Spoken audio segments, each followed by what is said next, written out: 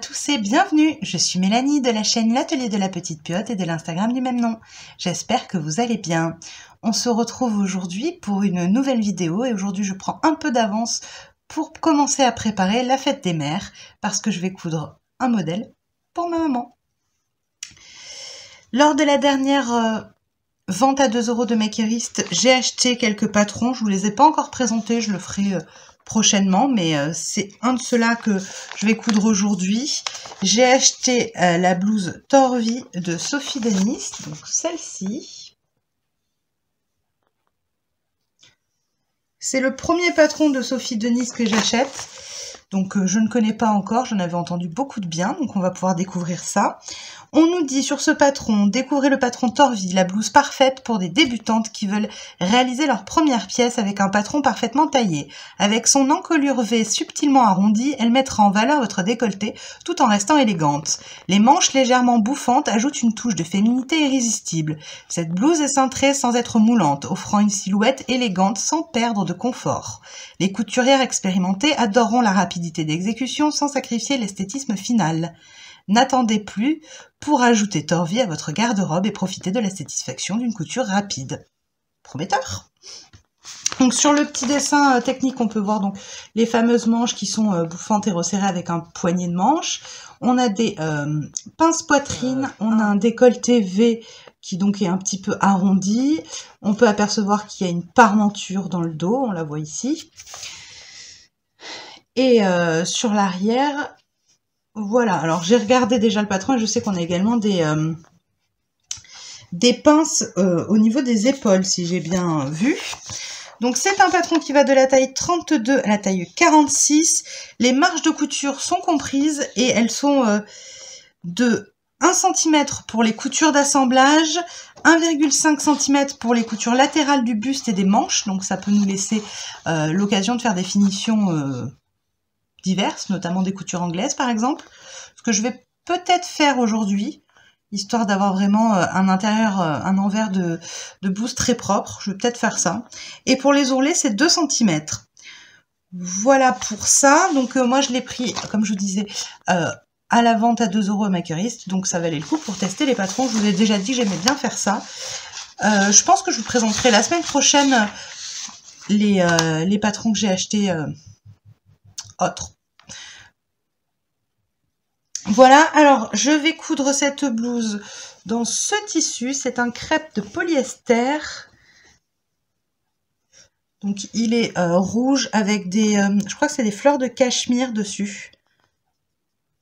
C'est un tissu que j'avais acheté l'année dernière chez Benitex. Donc il est très fluide et je me dis que pour faire une blouse, il sera parfait. Voilà, donc j'ai coupé toutes mes pièces, tout mon patron. Je vais faire la taille 40 pour ma maman. Comme je vous disais, je commence à prendre un peu d'avance pour lui faire des petites blouses, ou enfin des petites cousettes pour la fête des mères. Donc je lui ai acheté plusieurs patrons dernièrement et donc celui-ci c'est le premier que je vais réaliser. Donc en taille 40, d'après les mesures, le tableau de mesure, c'est ce qui lui correspond. J'ai entoilé les pièces comme demandé dans le livret. Donc ça c'est fait, les poignets, les parmentures. Ce que je peux déjà dire avant même d'avoir commencé à coudre, c'est que effectivement ça a l'air d'être une super marque de patron pour les débutants. Le livret est vraiment très complet avec beaucoup d'indications, beaucoup d'explications sur les thèmes simples, sur les termes un peu plus compliqués. Il y a plein de schémas, ça a l'air pas mal du tout. Donc on va voir ça au fur et à mesure. Je vais suivre le livret technique parce que c'est la première fois que je couds cette blouse et puis parce que je veux tester la marque, donc c'est mieux de suivre, sinon on peut pas bien se faire une idée et c'est comme ça qu'on peut se foirer. Le livret, je l'ai sur ma tablette. Hop. Donc c'est pour ça que vous me voyez regarder à côté, je suis en train de le faire défiler pour voir où j'en suis et ce qu'il faut commencer par faire.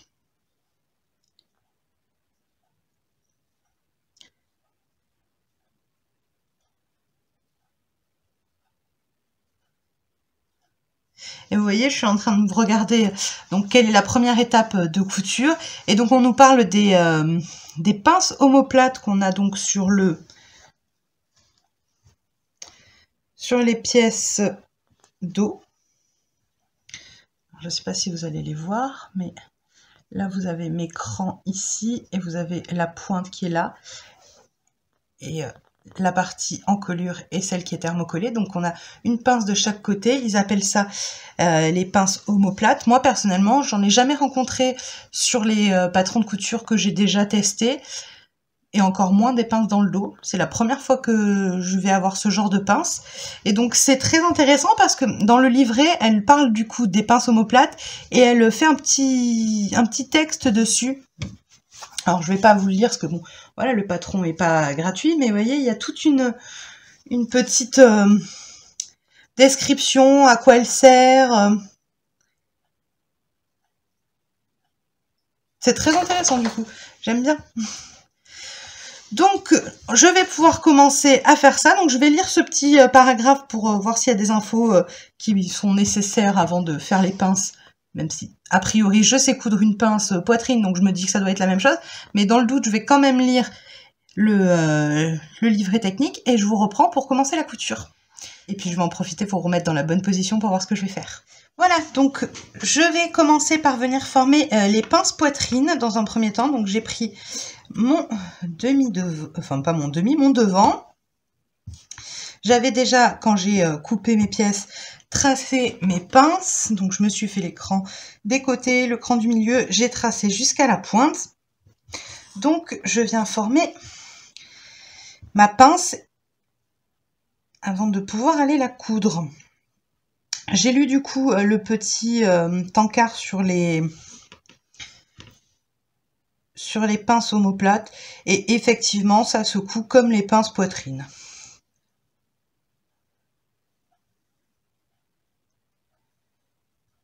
Hop.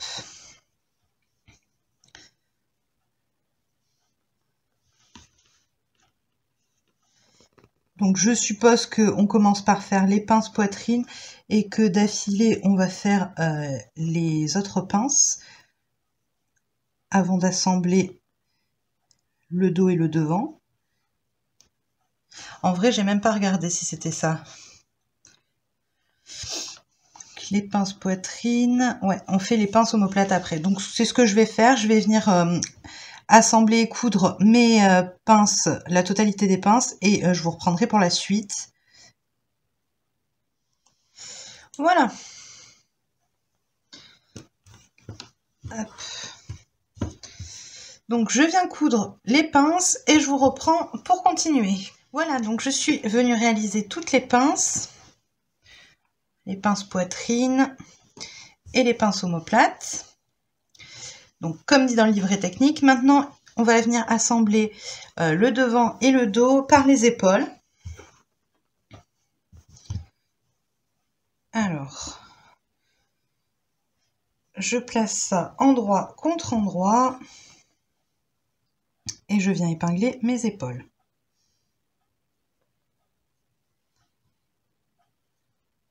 On y dit de venir faire une couture à 1 cm, ensuite d'ouvrir nos coutures et de les surfiler.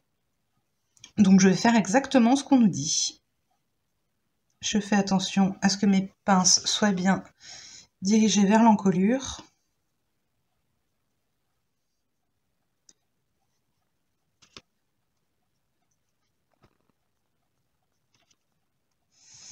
Voilà, donc je fais ça des deux côtés et on continue. Voilà, donc j'ai assemblé mes épaules. J'ai fait ma couture à la machine à coudre, j'ai surjeté les marges et j'ai ouvert les coutures au fer. Maintenant, on vient faire les coutures de côté. Donc, comme on a 1,5 cm de marge, ça nous laisse la possibilité de choisir quel type de couture on fait. Donc, moi, j'ai choisi de faire des coutures anglaises pour une fois, ça change. J'en fais très rarement, mais je me suis dit pourquoi pas. Donc, je fais comme c'est expliqué dans le livret En fait, au début, on nous propose plusieurs techniques de couture, donc soit la couture d'assemblage classique et on coud directement à 1,5 cm, soit la couture anglaise, soit la couture rabattue. Donc, je fais les coutures anglaises, donc je positionne envers contre envers mon dos et mon devant, je viens épingler tout le long et je vais venir faire une couture à 0,5 cm du bord. Une fois que ce sera fait, je viendrai retourner endroit contre endroit et je viendrai coudre à 1 cm du bord. Comme ça, ma couture d'assemblage et les marges de couture sont emprisonnées dans ma première couture. Ça fait une finition plus propre, un intérieur, un envers plus propre en tout cas. Donc pour une fois, je me suis dit que j'allais le faire. J'avoue que habituellement, je ne fais jamais de couture anglaise. Bon, déjà parce qu'il faut des marges de couture qui sont quand même plus larges que ce qu'on utilise habituellement, même si en vrai, on peut le faire avec des marges de couture de 1 cm en prenant des valeurs de couture plus petites. Mais je sais pas, moi je fais des coutures d'assemblage classiques, je passe à la surjeteuse et puis je m'arrête là. Est-ce que vous utilisez souvent les coutures anglaises ou d'autres coutures pour faire l'assemblage de vos vêtements? Qu'est-ce que vous utilisez le plus? Mais je pense qu'on est assez nombreuses à faire comme moi, c'est-à-dire des coutures simples, insurgées et basta.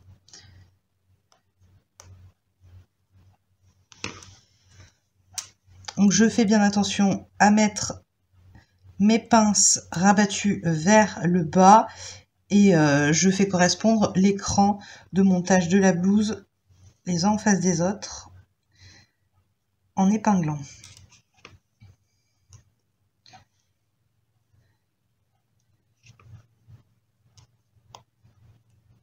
Ok, donc c'est tout épinglé. Je viens donc faire ma première couture à 0,5 du bord. Ensuite, je retourne et je fais 1 cm.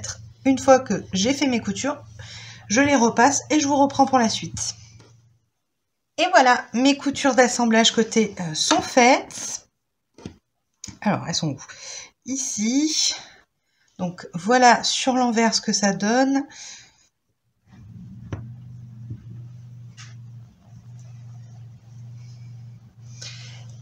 Sur l'endroit ce que ça donne plutôt. Et sur l'envers, du coup, on est comme ça. On a un espèce de petit pli de tissu dans lequel il y a la marge de couture. Donc, c'est assez propre sur l'envers. Voilà, maintenant on va passer à la suite. Et la suite, c'est s'occuper des parmentures. On va assembler la parmenture dos et de la parmenture devant. Donc, je prends les deux et on vient poser la parmenture dos sur la parmenture devant, endroit contre endroit, et on vient coudre les bords qui seront donc les coutures d'épaule. Alors, ma parmenture devant, donc elle est thermocollée, et ma parmenture dos, comme ceci. Hop. Donc on vient épingler ces deux coutures là.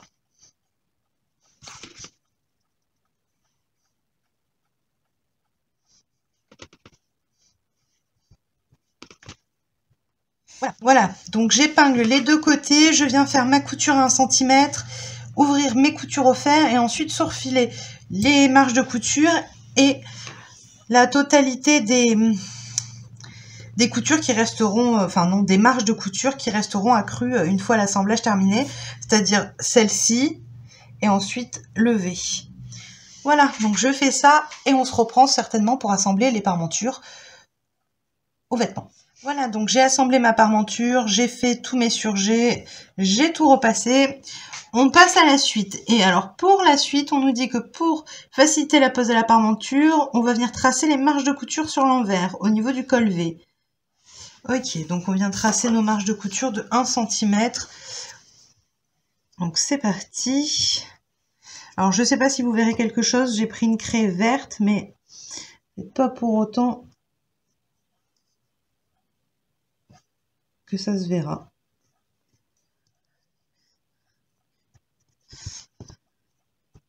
Tac. Je vais faire des petits repères à 1 cm et ensuite je vais les relier ensemble.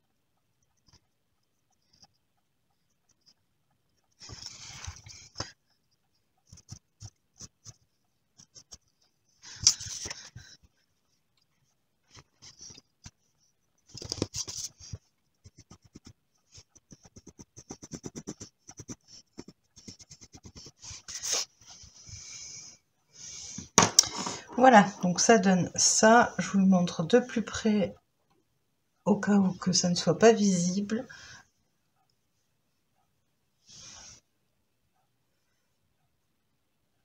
Et donc, l'intersection entre ma marge de couture et ma ligne de milieu, c'est là où je plante mon aiguille pour l'assembler le plus correctement possible. Ensuite, on va venir du coup assembler les parmentures au buste.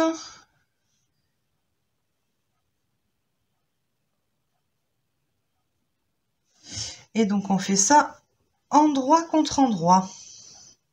Hop. Alors, endroit contre endroit, donc comme ceci. On va venir faire correspondre nos coutures d'épaule et ensuite nos crans, enfin nos repères milieu devant et milieu dos. Hop.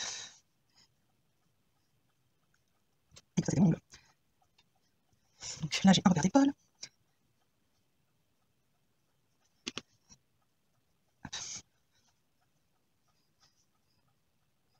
Mon milieu dos.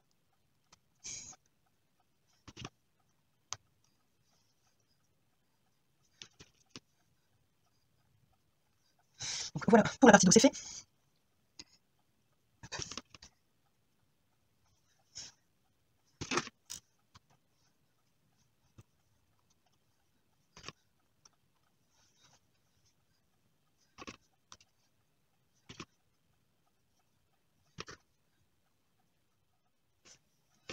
Voilà.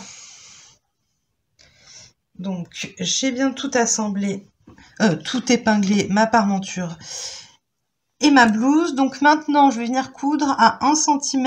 Et alors on nous conseille 2 cm avant la pointe de venir réduire la longueur de notre point. Un peu comme on fait pour la couture des pinces en fait. Ok. Ensuite, on crante les arrondis, on dégarnit les angles, on évite le point du V, on retourne, on repasse et on fait une sous-piqûre pour maintenir en place. Ok, ben je fais tout ça et je vous reprends. Et voilà, ma parmenture et ma blouse sont assemblées. Je suis venue faire ma sous-piqûre.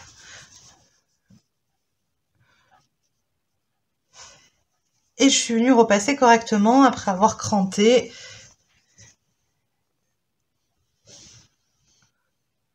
Voilà, maintenant on va venir s'occuper des manches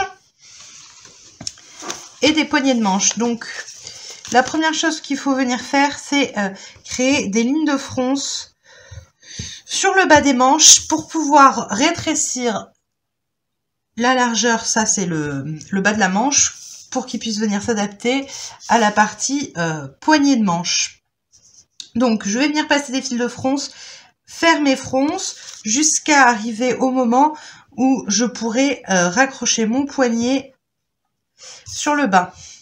Quand ce sera possible, je viendrai assembler endroit contre endroit. Voilà. Je viendrai assembler endroit contre endroit un poignet de manche et une manche et coudre à 1 cm. J'aurai formé la longueur de ma manche complète. Donc je fais ça et je vous reprends une fois que c'est fait. Donc voilà le résultat, j'ai fait mes fronces, j'ai accroché ma bande de poignet, j'ai couché la couture vers le poignet pour pouvoir assembler. Donc je suis venue surjeter les bords de ma manche parce que cette fois-ci j'avais pas envie de faire comme pour les coutures d'épaule, c'est-à-dire d'abord coudre et ensuite passer mes marges de couture à la surjeteuse. Je préfère faire avant. Maintenant on vient plier endroit contre endroit la manche, épingler et la coudre de toute sa longueur. Donc je fais correspondre les coutures de mon poignet de manche et j'épingle toute la longueur de la manche pour pouvoir la coudre. Une fois que j'aurai fini ma couture, je viendrai la passer au fer à repasser et je pourrais m'attaquer à la finition du poignet, qui va consister dans un premier temps à venir faire un premier repli de 1 cm vers l'envers et ensuite à venir replier le poignet en deux pour recouvrir la couture d'assemblage et venir faire une surpiqûre. Comme ça, on aura terminé le poignet de manche et on pourra venir accrocher la manche au buste. Donc là, hop, j'ai épinglé. Donc une fois que j'ai fini, je viens ouvrir mes coutures au fer et ensuite je viens faire un repli de 1 cm comme ceci. Je viens le marquer au fer. Et ensuite, je viens replier le poignet comme ça. Et je viens faire ma surpiqûre pour maintenir en place. Et j'aurai fait la finition de mon poignet. Donc je fais tout ça et ensuite on se retrouve pour accrocher les manches au buste. Ok, donc j'ai fini d'assembler ma manche. J'ai fait la finition au poignet de manche.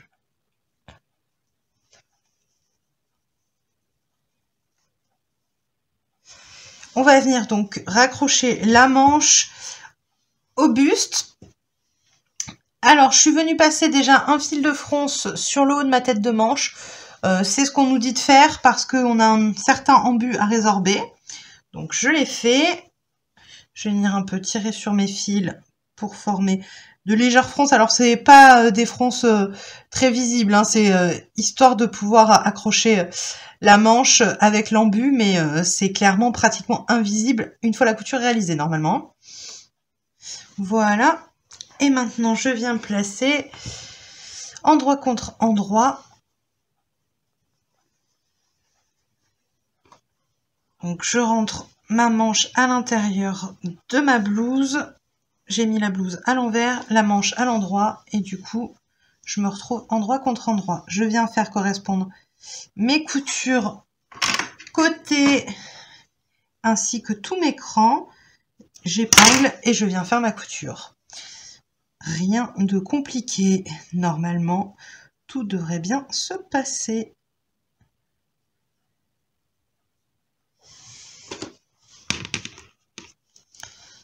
C'est parti. Je commence à épingler. Hop, là, l'écran.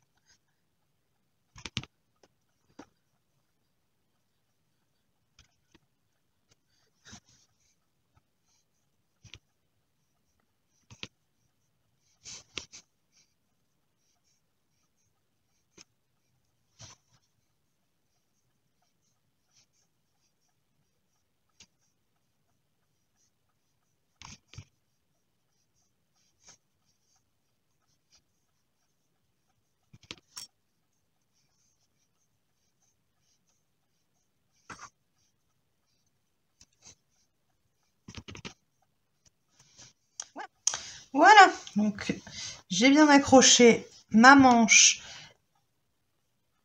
Donc je viens faire ma couture à 1 cm et ensuite je passe ça à la surjeteuse.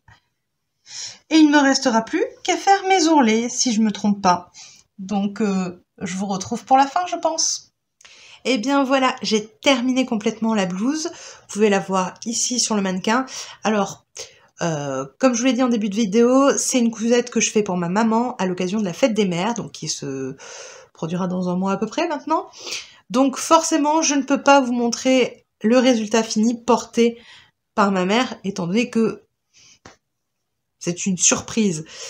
En revanche, je vais vous montrer plus en détail sur le mannequin, en sachant que c'est un mannequin qui a été fait sur mesure à sa taille, donc ça correspond. En revanche, on verra pas les manches portées, voilà. Je pense que quand la fête des mères sera passée, je le montrerai dans mon bilan couture, porter des vidéos de ce patron, en sachant que du coup, je ne peux pas vérifier autrement que sur le mannequin si tout correspond et si c'est la bonne taille que j'ai faite, si tout va bien, quoi. Alors sur le mannequin, ça a l'air d'être parfait, il n'y a pas l'air d'avoir de problème du tout, ça a l'air d'être assez ajusté mais avec quand même une bonne aisance. Donc je pense que ça devrait bien se passer. Voilà, concernant le patron en lui-même, c'était donc ma première réalisation de patron de Sophie Denis, et eh bien c'est un super patron, il est extrêmement bien expliqué, le livret d'explication est vraiment très clair et très détaillé. Effectivement, c'est un modèle qui correspond parfaitement aux débutantes, parce que vraiment toutes les techniques sont expliquées, on vous renvoie à certaines infos sur YouTube ou autre pour certaines techniques si on a besoin, donc vraiment très bien. L'écran tombe parfaitement, tout est fluide, j'ai envie de dire, il n'y a aucun problème. Moi, la seule chose qui me chagrine un peu, mais bon, c'est très anecdotique, c'est les dimensions des marges de couture. J'avoue que une fois de temps en temps, ça va, mais avoir 1,5 cm de marge de couture sur les coutures d'assemblage, puis 1 cm sur les autres coutures et 2 cm pour les ourlets, je sais pas, je suis pas hyper fan d'avoir des 1,5 cm. C'est sur les patrons qu'on décalque dans les magazines ou autres, c'est souvent la marge qu'on nous dit de mettre, et bah moi je trouve que c'est pas hyper pratique. Déjà parce que, bon, j'ai le repère sur la plaque de la machine à coudre, mais je sais pas, ça fait beaucoup de marge qui est libre à l'intérieur du vêtement. Alors oui, on peut faire du coup des finitions un peu différentes, comme les coutures anglaises, des coutures rabattues ou autres, mais alors j'ai pas fait attention s'il existe une version où on peut ne pas mettre les marges pour imprimer le patron, c'est-à-dire imprimer le patron sans marge. J'ai pas fait attention si on pouvait imprimer le patron sans les marges de couture et nous les rajouter. J'avoue que j'ai pas regardé du tout. Si c'est le cas, bon bah du coup mon problème n'est plus un problème, parce que bah il y a juste à imprimer la version qui nous plaît. Et il y a des grandes chances que ce soit le cas d'ailleurs. Donc j'ai rien dit, les marges de couture, il suffit de ne pas les imprimer et de les rajouter nous-mêmes, comme ça on met ce qu'on veut et on est tranquille. Voilà, donc ça s'est hyper bien passé, une cousette vraiment tout à fait simple. Ça me change de mes dernières coutures, la coupe d'or, où là on n'est pas du tout accompagné pour le coup. Donc c'est super. Eh bien, je vais vous laisser avec une petite vidéo pour vous montrer la blouse portée par le mannequin. Et on va s'arrêter là pour cette semaine. J'espère que vous avez passé un agréable moment en ma compagnie. Si c'est le cas, n'hésitez pas à liker la vidéo, à me laisser un petit commentaire. Dites-moi quel est votre type de couture d'assemblage préféré, ou si vous avez déjà testé les patrons de Sophie Denis, par exemple. Et puis, si vous n'êtes pas encore abonné, faites-le, ça me soutient énormément.